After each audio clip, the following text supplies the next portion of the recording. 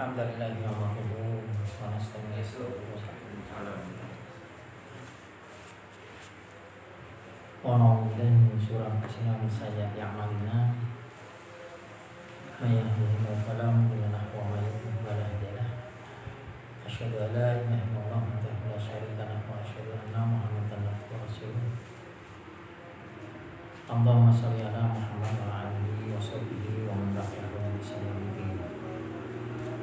Allah Ta'ala kami karim a'udzubillahi minasyaitonir rajim. Bismillahirrahmanirrahim. Ya ayyuhalladzina amanu taqullaha haqqa tuqatih wa la tamutunna illa wa antum muslimun. Ya ayyuhan nas taqu rabbakum alladzi khalaqakum min nafsin wahidah wa khalaqa zawjaha wa batha minhuma rijalan katsiran wa nisaa'a wa taqullaha alladzi tasaaluna bihi wal arham innallaha kana 'alaykum raqiba. Rabbi shrah li sadri wa yassir li amri wahlul 'uqdatam min lisani yafqahu qawli. Alhamdulillahirabbil alamin. Para matur sampun kita wiwiti monggo dipatan sampun syukur. Darah biji ucap babagan sedaya puji wonten asanipun Allah Subhanahu wa taala. Allah tansah paring nikmat wilujeng sehat rongga. Kula panjang sedaya dipun ketepaken dari Nabi sallallahu alaihi wasallam. Selanjutnya kita baca hadis yang 1556 halaman pun 693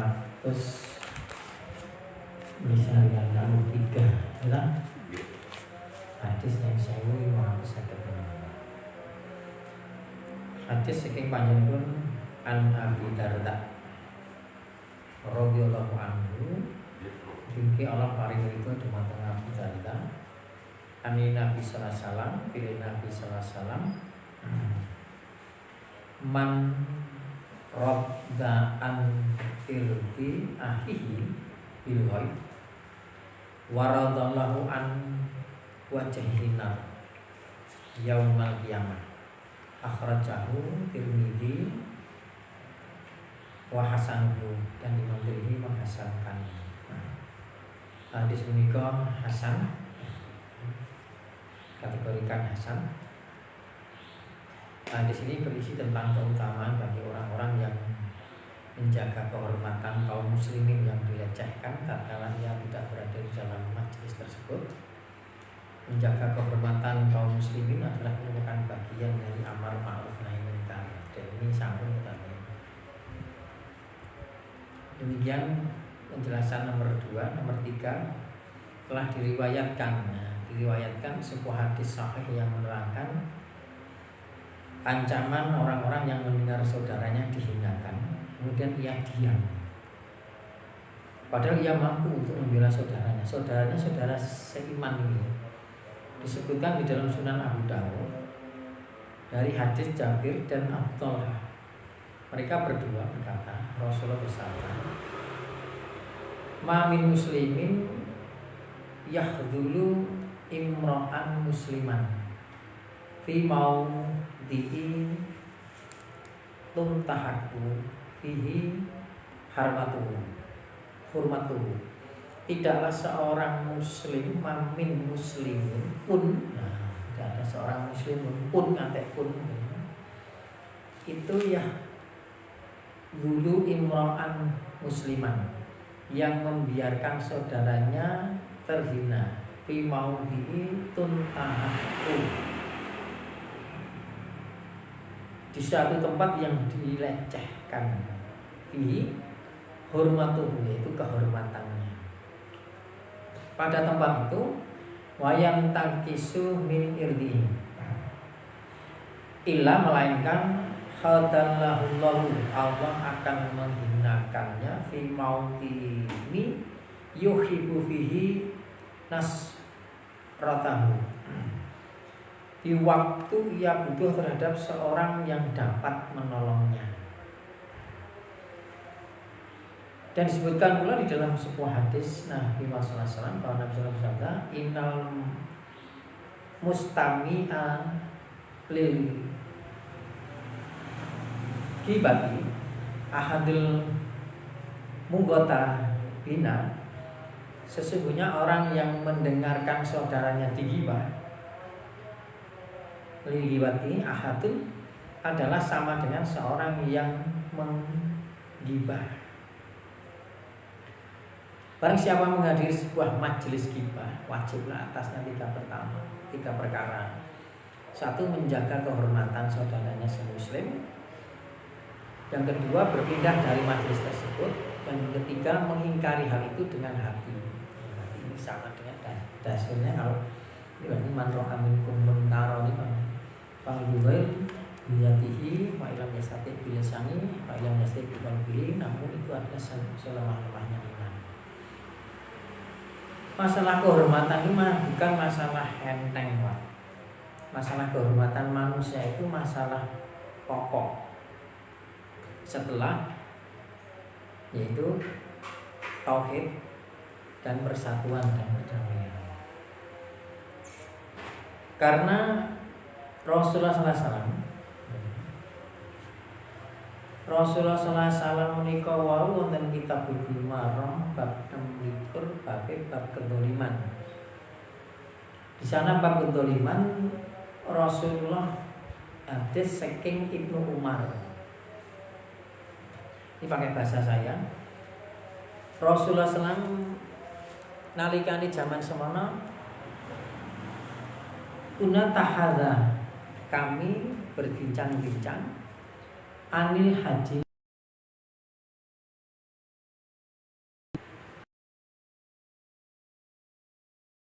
Dan pada saat itu Rasulullah ada di situ, di majelis itu. Kami tidak mengetahui apakah haji wada itu. Apakah haji wada itu? Haji wada adalah haji perpisahan, haji yang terakhir Rasulullah menunaikan ibadah haji. Ajeng hamidallah, Rasulullah SAW mengucapkan tahmid dan pula ifna alaihi, kemudian juga memuji dan menyanjungnya. Kemudian Rasulullah mengatakan,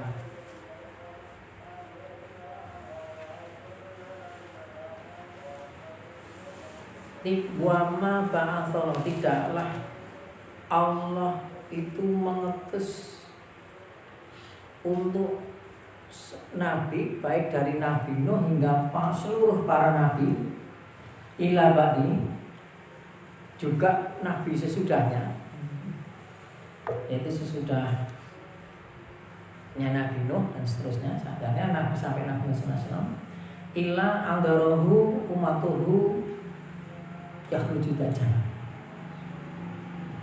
yaitu mengingatkan akan keluarnya Dajjal.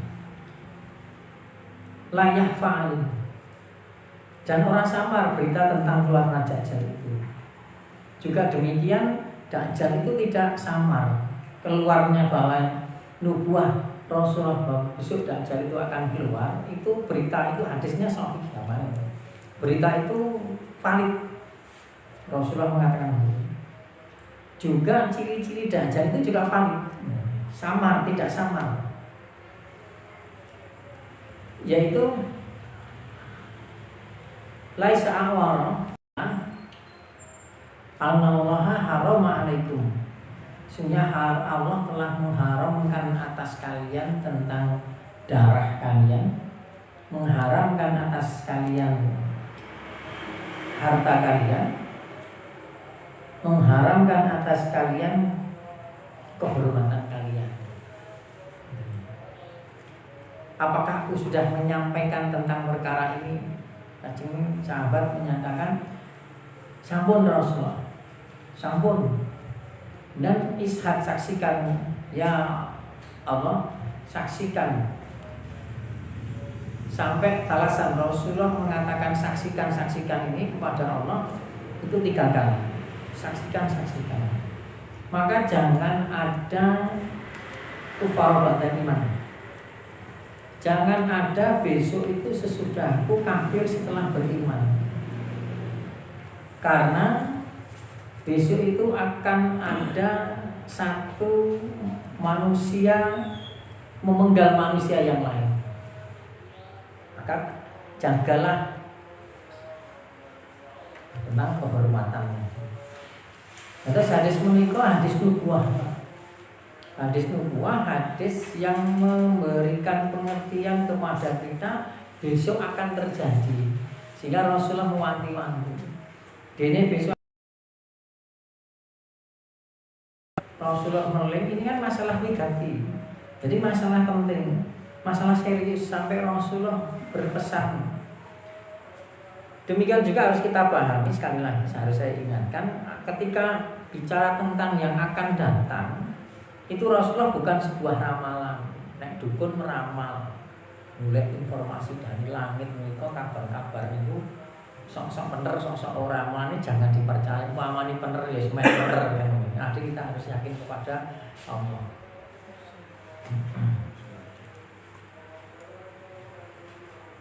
Lalu Rasulullah menikah kalau bicara yang akan datang itu juga bukan prediksi. Nah prediksi awake dhewe punya ilmu pengetahuan dengan menggunakan rumus empiris. Terus kemudian kita mengotak-ngatik rumus empiris itu, artinya rumus empiris sudah terumuskan. Terus kemudian kita mencari data faktor-faktor X, Y, Z itu dimasuk dalam rumus empiris itu. Kemudian sesuatu akan terjadi ini kita itu ini ilmu pengetahuan seperti hujan perkiraan ditambah pra kan itu menunjukkan kelemahan manusia dengan bahasa perkiraan kira-kira kan artinya dengan ilmu. Tapi Rasulullah bicara yang akan datang itu sebuah kepastian karena Rasulullah bicara yang akan datang itu Rasulullah mendigo berkaitan yang akan datang itu karena Allah memberitahukan. Sehingga pesan apa yang saya sampaikan tadi itu menunjukkan di pemberitahuan Allah Subhanahu wa taala apa yang akan terjadi besok. Yang pertama pesan yang saya sampaikan berkaitan dengan riwayat yang saya sampaikan tadi yaitu keluarnya Dajjal. Dajjal sudah jelas ciri-cirinya. Berita tentang Dajjal tidak diragukan lagi akan keluarnya. Yahruju fikum akan muncul, akan keluar di tengah-tengah kalian. Dan kemudian Dajjal itu ciri-ciri fisiknya itu adalah buta mata sebelah. Terus kemudian mewanti-wanti bahwa Allah telah mengharamkan atas darah, harta dan kehormatan kalian. Dan kemudian besok akan terjadi saling bunuh-membunuh. Saling membunuh-membunuh antar manusia, tidak hanya sebatas antar manusia, ini mungkin dengan mungkin akan terjadi saling bunuh-membunuh. Saling membunuh-membunuh di sini kalau bicara tentang redaksinya adalah bunuh-membunuh dalam teksnya itu adalah jiwa. Namun kalau kita bicara yang di atas tadi juga innallaha harama alaikum, sebenarnya Allah telah mengharamkan atas kalian darah kalian, harta kalian dan kehormatan kalian. Maka pembunuhan yang akan terjadi itu tidak hanya pembunuhan sebatas nyawa saja, tapi juga pembunuhan terhadap karakter. Itu yang akan terjadi zaman saling pembunuhan karakter sakniki, Pak. Sudah terjadi, contohnya Muhammadiyah ini mawon. Awake dhewe iku nek ndelok sejarah sejarahnya valid karena tertulis di sejarah dokumen nasional, juga sejarah Muhammadiyah. Perpustakaan di Muhammadiyah juga dia buka-buka ada ini Pak. Pak Syukur ini mulai-mulai dengan perpustakaan Muhammadiyah. Mendirikan negara Indonesia. Yang merumuskan Pancasila ini sekolah BPUPKI bentuk panitia 9, terus kemudian bentuk PPPKI ya, panitia BPUPKI pun itu adalah tokoh Muhammadiyah ada di dalamnya. Terus kemudian ketika membentuk panitia 9 itu 5 orang itu adalah afiliasi Muhammadiyah. Sing resmi organisasi Muhammadiyah sebagai undangan, sebagai wakil organisasi itu 2 orang merumuskan tentang Pancasila. Nah, panitia 9 itu merumuskan Pancasila. Yang paling krusial adalah 22 Oktober dengan istilah Jakarta Charter. Nah, Yaitu apa? Ketuhanan yang Maha Esa menjalankan syariat Islam bagi pemeluknya. Lah menjalankan syariat Islam bagi pemeluknya itu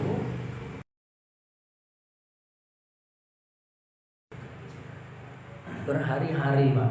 Hanya pada hari mau diumumkan sesuk 17 Agustus ngunggul, sehingga prakteknya proklamasi declare kampanye tenan, proklamasi Indonesia itu menyalahi hukum tata negara.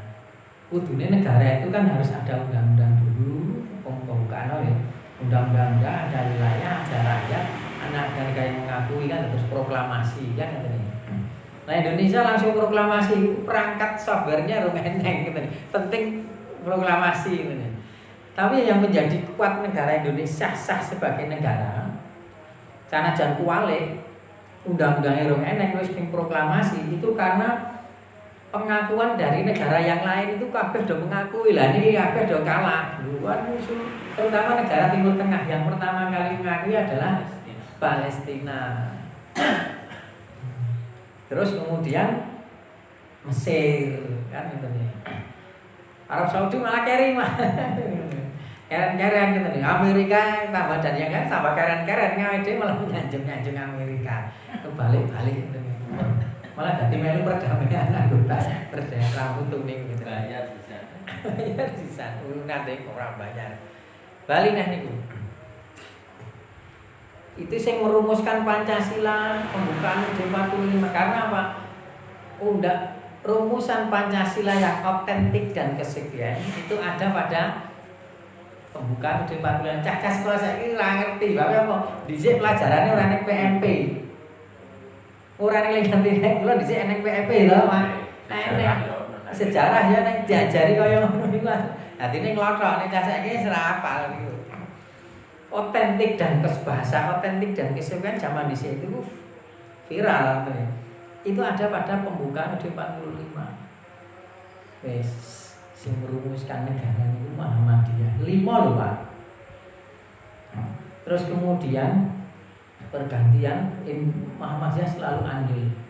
Langsung diambil periode-periodenya ya. Terus kemudian pada pergantian Presiden Pak Soekarno niku napa? Tahun 67, 66 itu ada peristiwa demo besar-besaran mahasiswa Malari. Tokohnya ya salah satu diantaranya adalah berafiliasi Muhammadiyah. Terus kemudian tahun 72 itu negara Indonesia itu kayak ini Pak Paniki Meja, ini kan negara Indonesia ngeten iki. Pulone dhewe-dhewe ngeten iki. Oh, Paniki Sumatera, niki Jawa, niki Kalimantan, niki Sulawesi, niki Irian ngeten nggih. Ah ngeten nggih.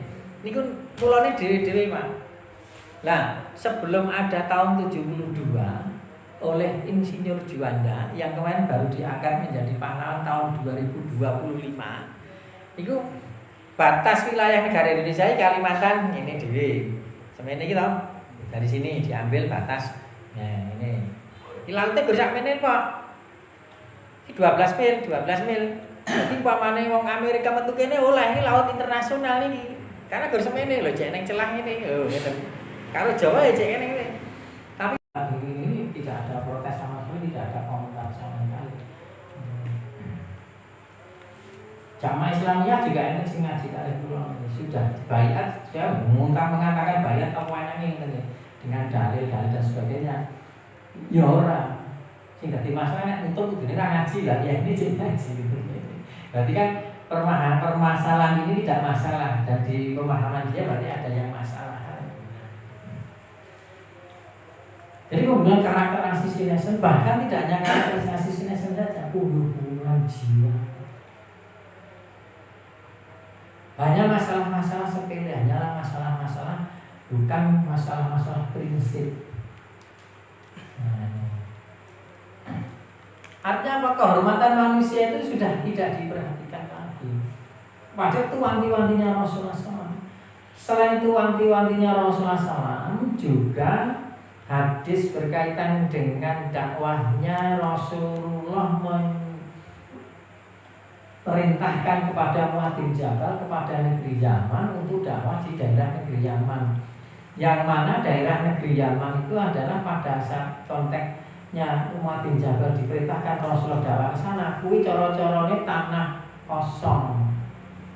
Tanah tak bertuan, gamane tanah bertuan ini kabilah gitu yang bukan dibayar kekuasaan mana-mana atau tidak.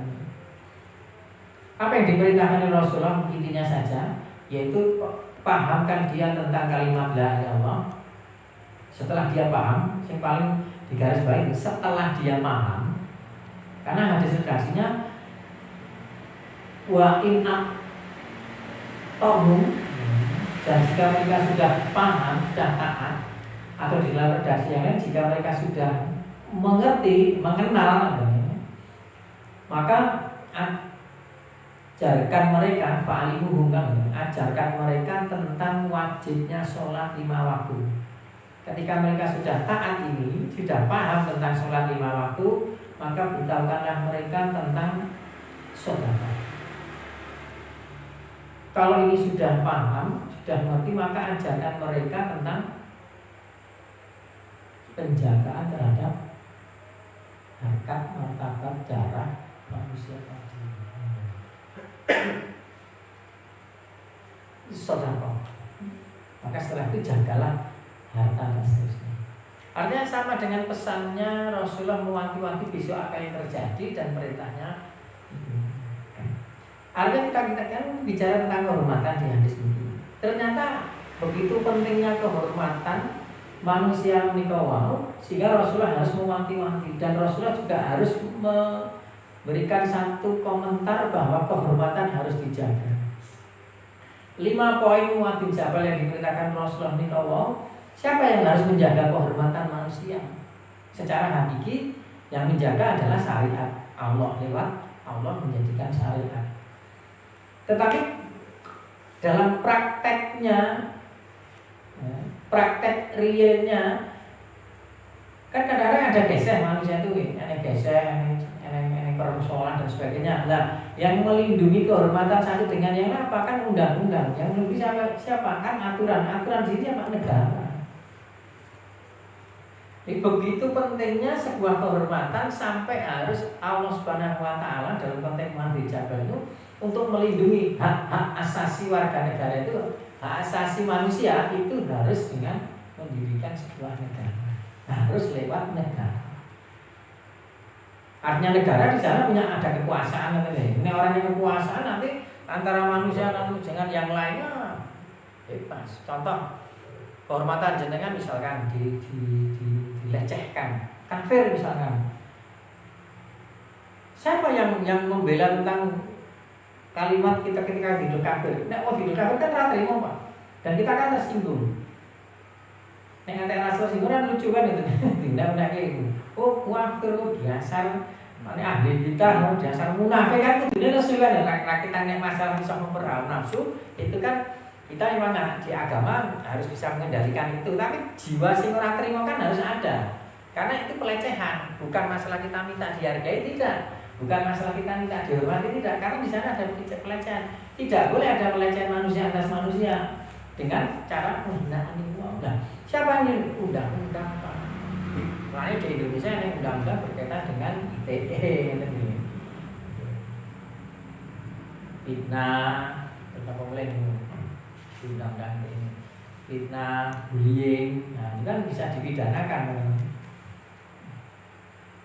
Ya negara berperan di sini. Ya pasalnya pasal karet kan yang begini, yang lebih jelas kriterianya saja. Masalah undang-undangnya benar, tidak boleh ada penghinaan terhadap orang lain.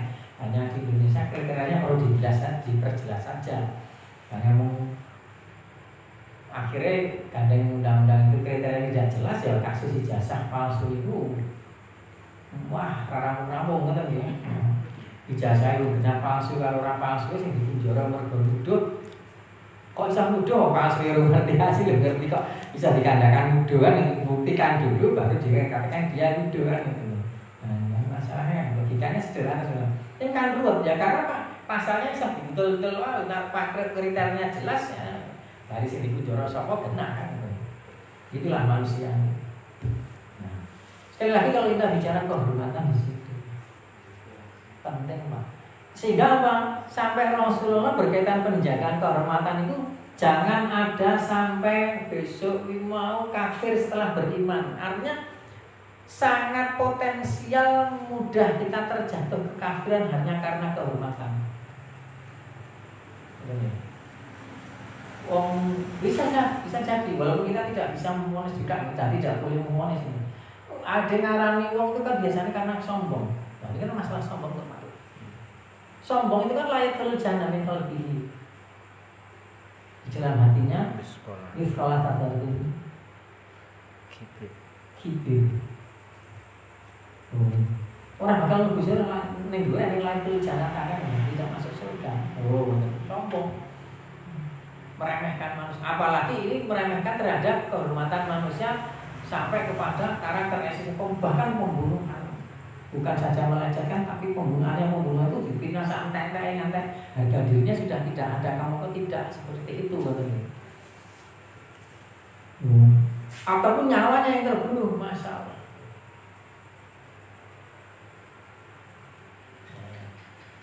Nah, dia sudah bahkan pembunuhan itu adalah dosa besar setelah kesirikan. Setelah kesirikan dua rakaat kepada Allah adalah membunuh jiwa tanpa hak, tanpa ilah bil hadil Islam. Kita boleh membunuh manusia kecuali dengan hak Muslim, hak Islam, syariat Islam. Ini pembunuhan tidak atas nama Islam. Contohnya saya kasus lagi viral ini. Nama jambret. Ini pembunuhan apa saja? Nasib. Itu pembunuhan kan katanya. Si pembunuhan. Nah, di saya ada tahu sinau hukum kisah kan? Hukum kisah nih. Ada yang disengaja, ada yang tidak sengaja. Ada yang perbuatan itu kategorinya disengaja tapi terbunuh lagi. Ada kategorinya dia tidak disengaja membunuh. Nah, ini ada hukum berlaku. Saya kan dulu pernah belajar. Nah, jambret itu tidak kasus, tidak kategori pembunuhan. Ya. Nopung baru. Nopung baru. Gawe kan jadi. Jangan malah kesandung mati ya, matanya ora ya. Kesandung lagi dia. Wong ora mau uyak ya. Apa nyekel maling ora doyak ya. Yo ya kesandung kok iki. Lah terikle. Saya pitik rendak. Kan kalau fikih jelas niku. Gus Bahar juga demikian kan. Gus Bahar. Tidak bisa itu dipidanakan, deliknya berbeda kan. Nah, kali itu fitnah hari itu saya akan seperti itu. Kehormatan itu ancamannya Rasulullah. Jangan kafir setelah beriman. Karena kehormatan manusia itu luar biasa. Harus kita jaga dan kita harus menjaga. Dan pesannya tadi di hadis tadi, sesama muslim harus ada rasa saling menjaga kehormatan atas muslim itu sendiri. Jadi jangan pandang ya aja di mana aja sudah terbiasa. Buktinya kok, buktinya nih rumah sakit itu yang dulu nek dulu orang enggak kasih. Orang di KTA-ne apa ora mau golongane apa manhase apa barang rasa dipilih-pilihan ngene iki. Karena apa? Berkaitan dengan harkat manusia ngene. Wong sesama harkat manusianya seperti itu, apalagi sama seorang manusia yang beriman lebih lagi kan.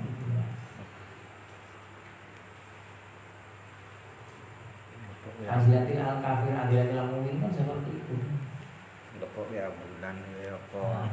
Kita harus berkasih sayang terhadap seorang mukmin dan harus tegas terhadap orang kafir itu ya begitu itu. Sesama manusia saja kita harus perhatikan, apalagi yang sesama iman kan.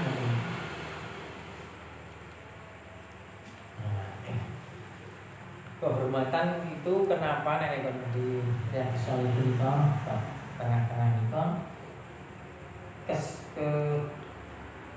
keberadaan kesalahan orang yang melakukan tidak menghormati manusia, pelecehan terhadap kehormatan manusia itu karena manusia itu hakikatnya ciptaan Allah yang perlu dihormati. Di sana kehormatan manusia itu menjadi simbol tentang keagungan Allah.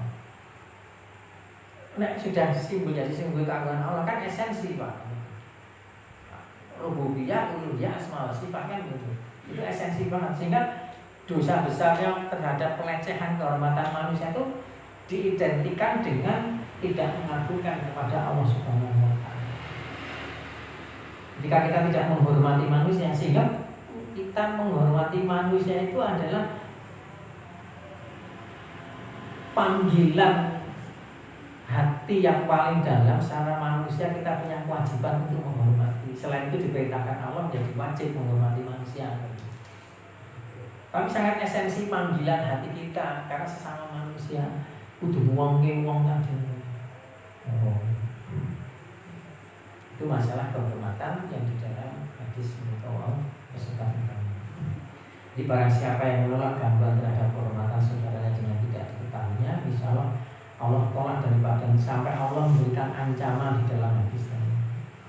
Kalau Allah sudah memerintahkan, pada ditambahi ancaman, tambah lagi penekanannya.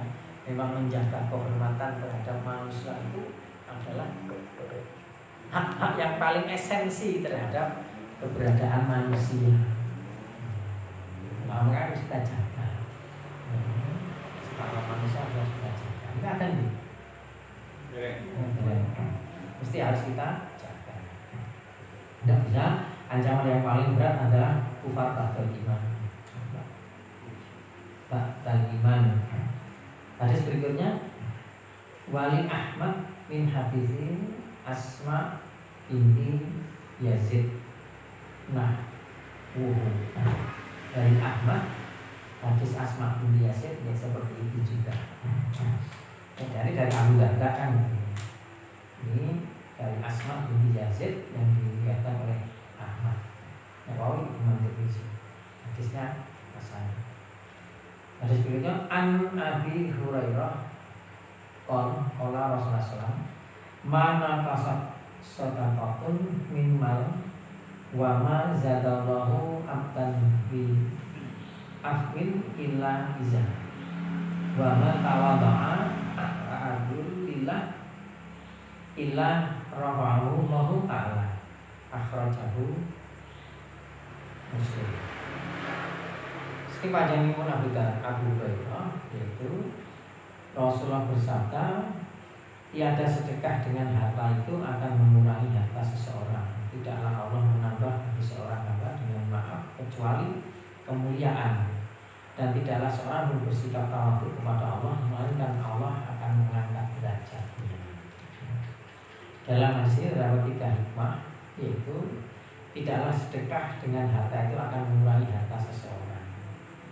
Sabda beliau mencukupi 3 buah pengertian, yaitu sesungguhnya Allah Subhanahu wa taala akan mengembangkan harta tersebut, mensucikan dan memberkahinya, hingga tertolaklah segala macam kerusakan dari harta itu dan akan diberkahilah harta tersebut secara lahir batin dengan sedekah. Jadi sedekah itu mensucikan dirinya, tutahhiruhum wa tuzakkihim dia. Untuk tutahhiruhum membersihkan mereka dan mensucikan jiwa, itu Allah akan mengampuni. Tutahhiruhum itu membersihkan harta itu sendiri. Jadi harta yang didapat yang tidak dari sesuatu yang tidak halal, maka akan bersih dengan sedekah. Sektor korupsi itu sedekah. Dengan cara resik mboten? Resik bandane. Daling korupsi niku lho resik lho. Bandane sedekah, selalu ning naling niku mau, maling itu harus dipertanggungjawabkan. Termasuk pengembalian atau tidak belum dikembalikan sedekah ya. Ora tekan dienggo nutup apa jenenge? Kotornya harta, harus ada pengembalian. Tur dosane pelaku jangan dipadake karo hartanya, harta sisi yang lain, perilakunya sing menyalahi hak manusia, mencuri ataupun korupsi itu urusan sendiri, itu delik kriminal sendiri. Hartanya yang dicuri dengan tidak ya itu urusan tersendiri.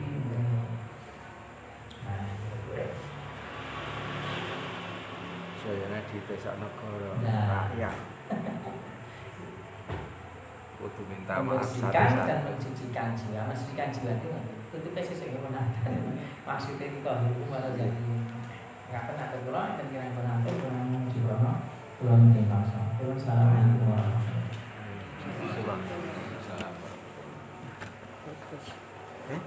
Depan. Wes lah.